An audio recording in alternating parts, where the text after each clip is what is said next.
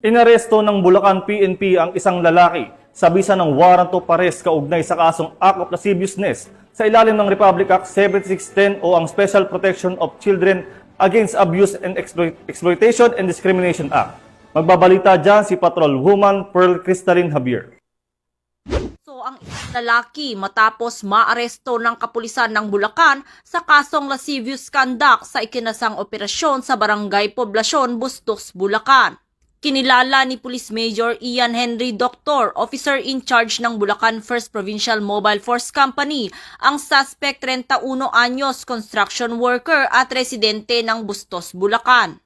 Dakong alas 3 ng hapon nang isilbi ng mga operatiba ang kanyang warrant of arrest para sa kasong lascivious conduct sa ilalim ng Article 5B ng Republic Act 7610 na may 180,000 pesos na inirekomendang piyansa.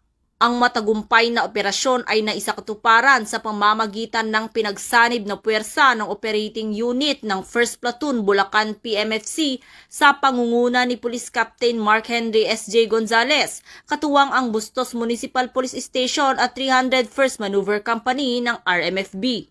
Patuloy ang pagsusumikap ng Bulacan PNP sa pamumuno ni Police Colonel Franklin Estoro, officer in charge ng Bulacan Police Provincial Office, upang mapanatili ang kapayapaan at kaayusan sa bawat sulok ng kanilang nasasakupan at matiyak ang kaligtasan ng bawat mamamayan.